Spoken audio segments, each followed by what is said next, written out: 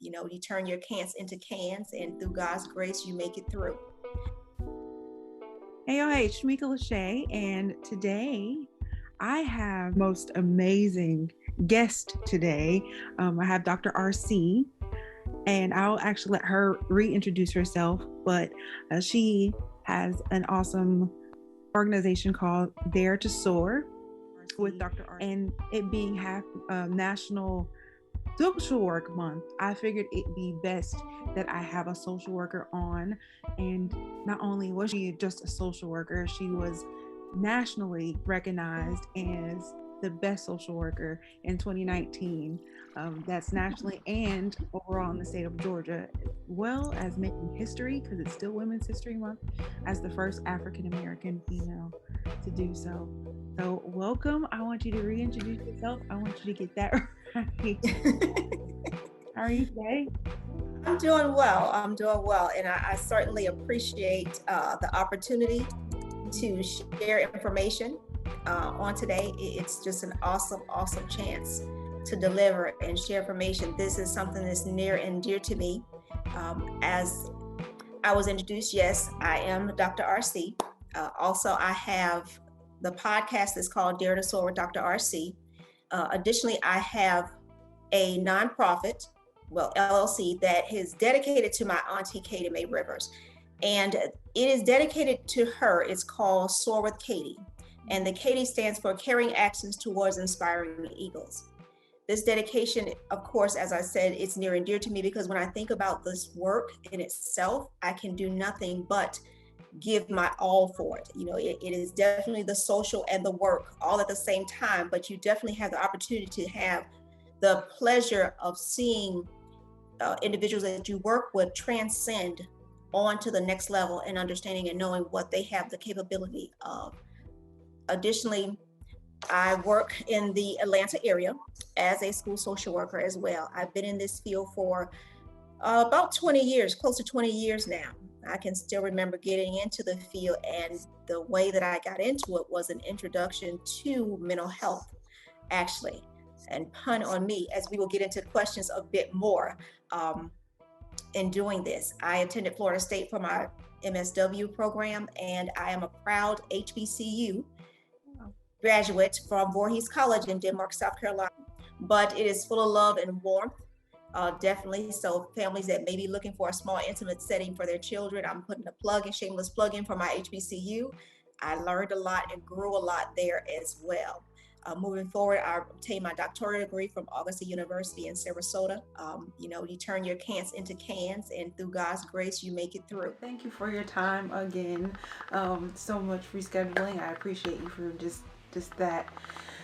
Being willing to even share information, especially because we are in a pandemic and there's a lot of mental health situations coming up. I even myself have gone through some mental health things during the quarantine. I took the quarantine late, and I'm just wondering more, coping skills with being by yourself and wanting to know how to love ourselves more and to take care of ourselves mentally, because that transcends into physically and emotionally and definitely spiritually.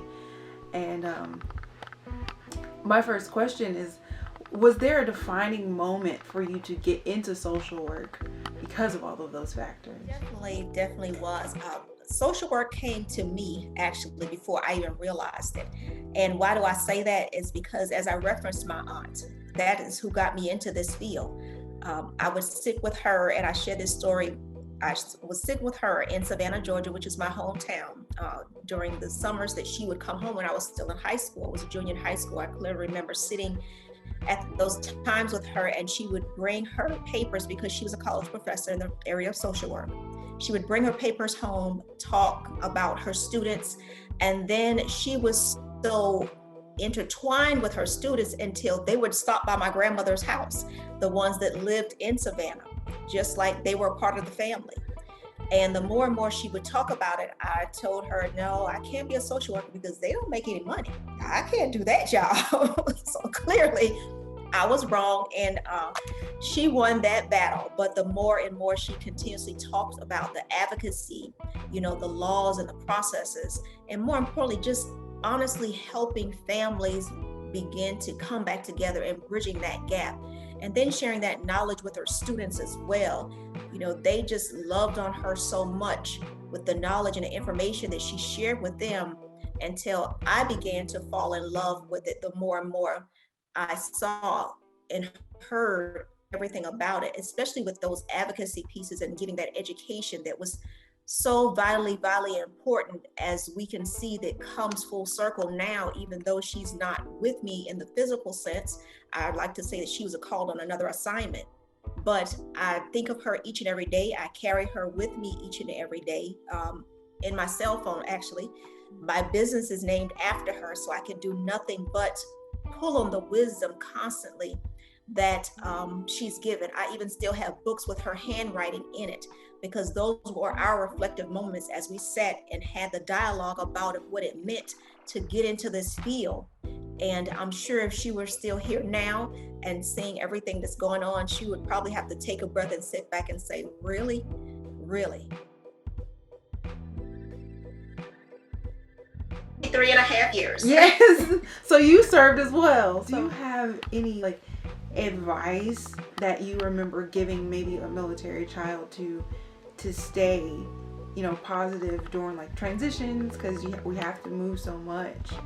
Transitions is really, really hard, especially when you're talking about children. First and foremost, you have to get them to understand that this is not through any fault of your own, because children don't understand that. They don't understand that mom or dad or auntie, uncle, whomever is caring for them, their caregiver, has to make this transition.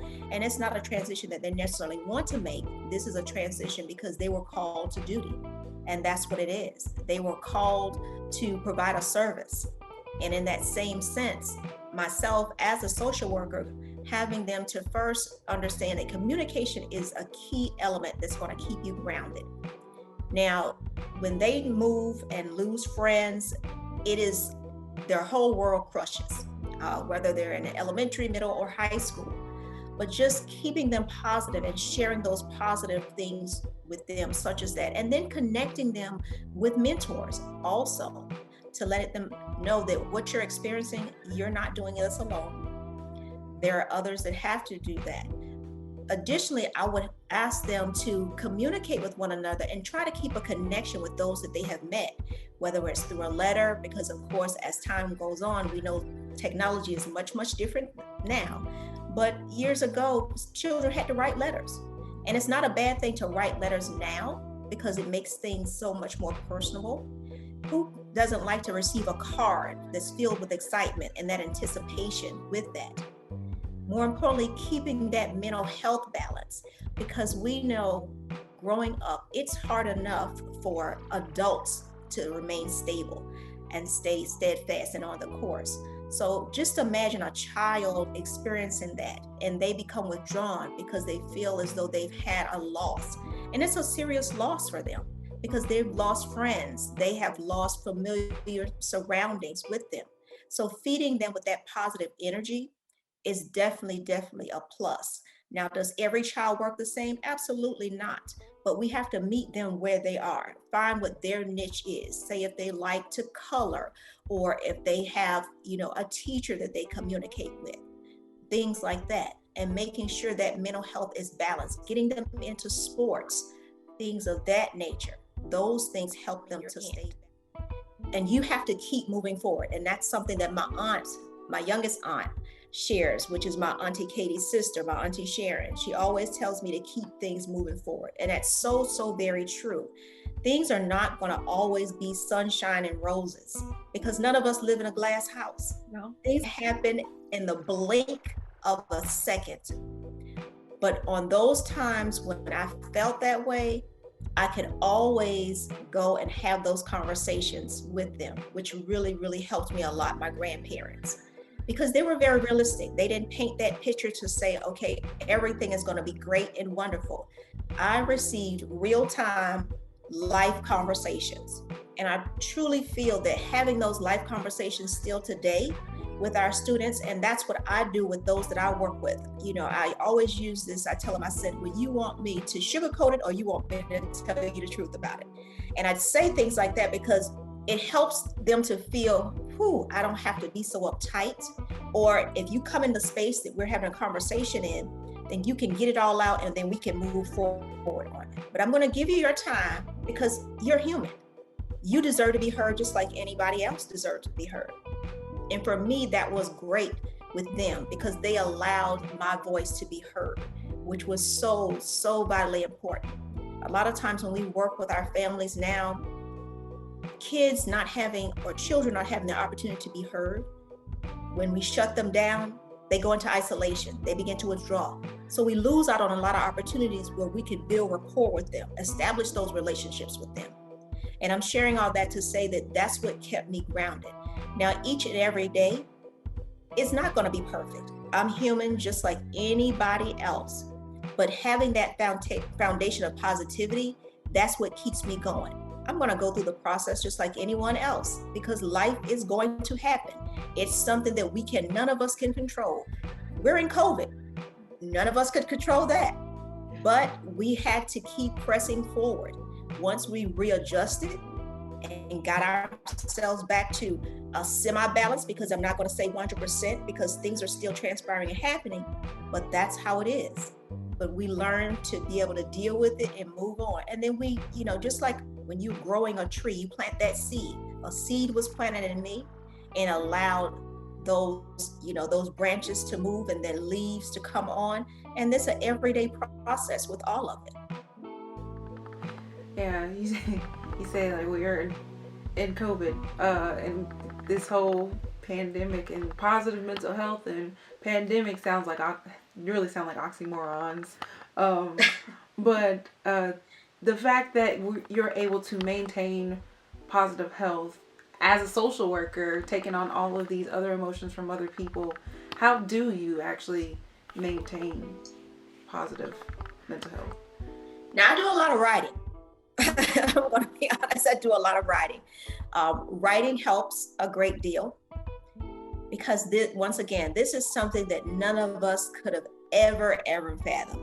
Who would have thought that you could not go any further than the grocery store? That you could go get gas and come back home? Those are the things that help me to remain grounded, the writing piece of it. And then talking to my husband. He always makes me laugh. He's done that since the day that we met. And that helps me a lot as well. Individuals people don't understand how much laughter releases you from so many things. It definitely does do that. Having that communication, it helps a lot. I love that laughter always comes up when it comes to mental health because laughter is indeed universal. So I really appreciate you for taking the time out to, give all these tips and everything. But one last thing I do want to talk about, and I feel like it wouldn't be appropriate because I understand that you're a woman of faith. So is there any scripture that keeps you grounded as well? Yes, Jeremiah, for I know the plans that he has for me. There are days when you may feel like, or any of us, because once again, things happen. You can feel like the weight of the world is on your shoulders. But being a woman of faith, having that foundation, my grandmother took us to Sunday school every Sunday. And, that was the time when you spent all day in church. And you better not say anything about it because that's just the way it is. But, and I share that because when you think about his plan and what he has in store for us, it just brings light to you. It truly does. Sometimes when you're going through things, you feel like I'm the only individual experiencing this. Nobody else could ever understand. But once you start having that dialogue and that communication about all of this, then you realize, first of all, it's not as bad as I thought it was. And once I got out all the screams, the yells, the frustrations, because everybody has their own process as to how they move past something. And you think about when you think of those words, the plan he has for me, not the plan that you have for yourself, because those plans can change. So it's someone higher, a higher power that has already laid out your foundation, has already determined what your path is, has already given you the shoes that you need to walk in. But guess what?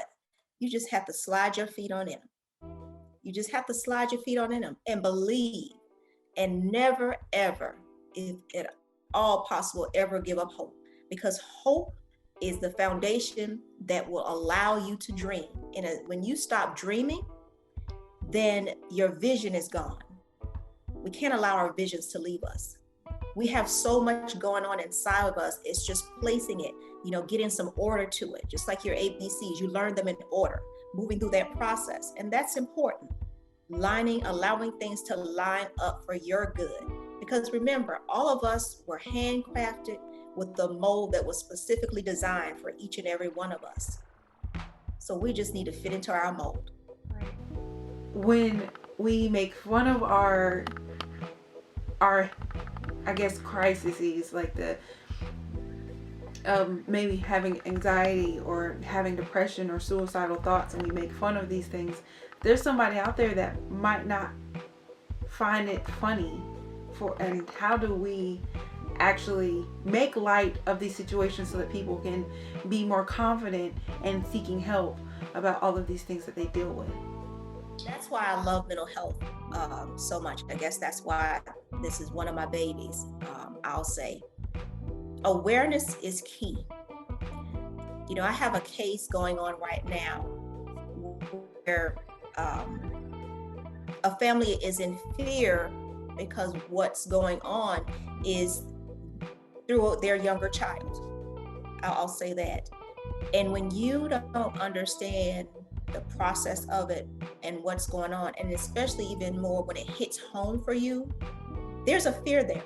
And it's an honest fear, because individuals begin thinking about, well, did I do something wrong? Or caregivers, I should say, did I do something wrong? Was it me? No. Mental health is hereditary, as research has identified it.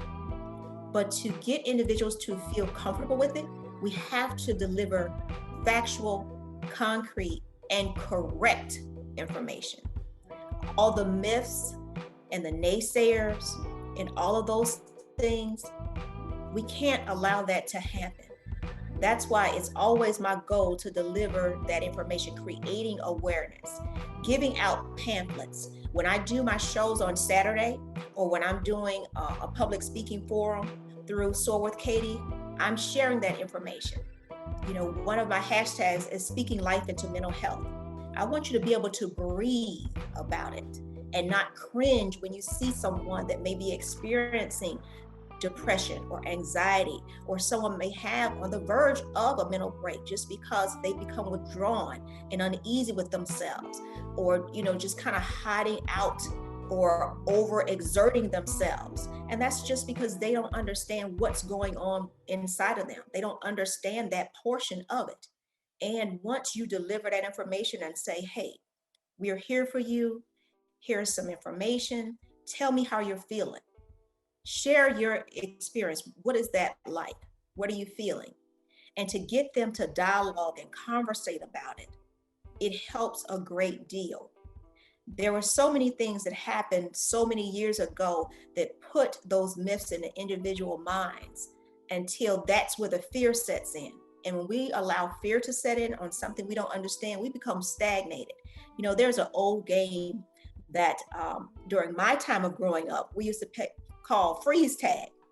And sometimes individuals can feel like that while going through mental health, or not understanding the steps that their family member or their loved one may be experiencing.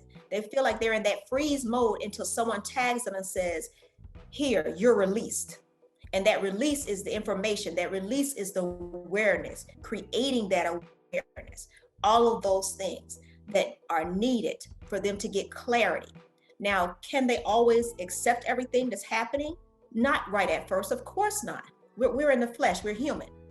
But the more and more you open yourself up to receive the information that's being delivered, the better you can get a handle on it, and the better you can understand it. And then the appropriate questions to ask also. And when you see someone that may be experiencing mental health, you are less likely to turn away You're less likely to have that shun facial expression on you. And that's going to be beneficial to them, because no one wakes up every day and says, I want to have a mental health label, title. I want to have to take medication every day. That no one does that. That's just like our homeless population. No one wakes up and says, I want to be homeless today. Right.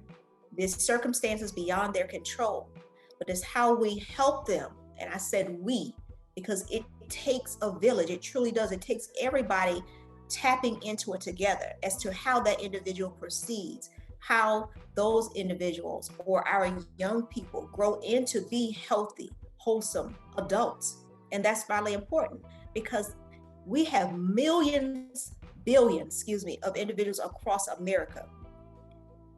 Imagine how many are dealing with mental health issues of concern that they have not been able to be confident enough to share. That in itself is frightening, because they're not in that space to say, hey, I'm really feeling depressed. I'm hearing voices. I'm on my highs and lows with I think it may be bipolar, but I don't know. I'm trying to read for myself, but I need someone to help me and guide me through this, because my focus is off. Every time I try to retain something, it's not getting there. Or I'm in school and I'm telling my teacher that, hey, something doesn't feel right with me, or the behavior being exhibited is looked at as some oppositional defiant behavior. Oh, you're just a bad child. That's a term that it makes me cringe, because there is something else. Just like if you have an onion, you slice it in half, you look at the core of that onion, because that onion started off at some place. It started off as something and it grew into something more. But when you get to the core of it by peeling back those layers to understand what has really happened, hey, you're finding a whole new world, so to speak.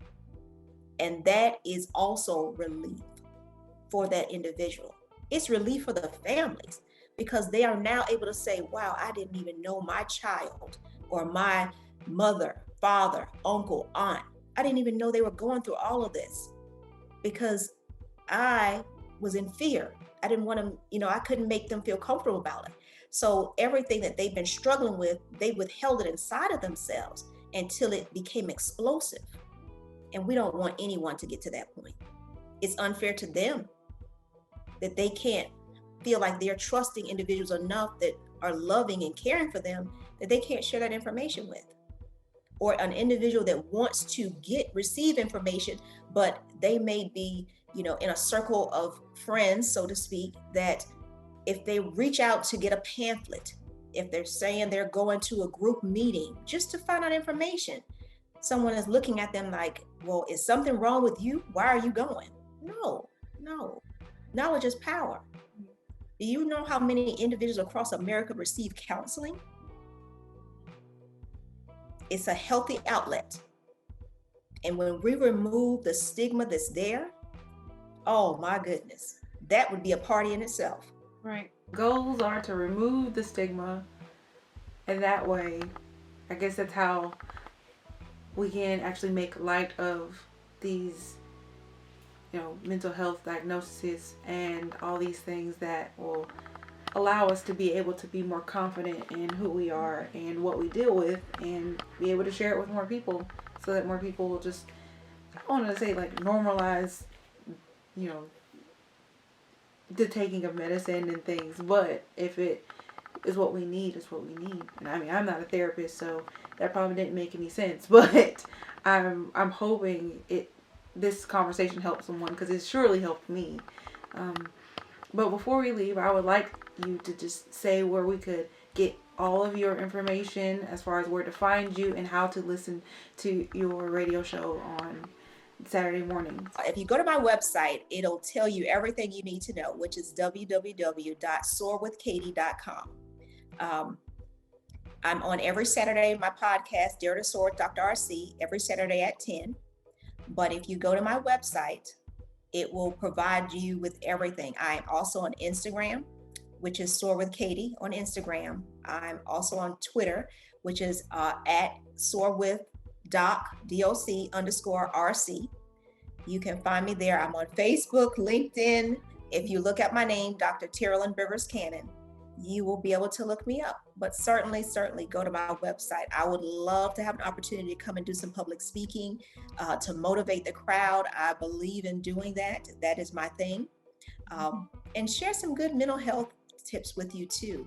You know, that I'm an out of the box thinker. I love it to bring the crowd together. You know, I always like to make people laugh because that's going to help you be able to receive the information even more and I want to open up your minds while you're doing that.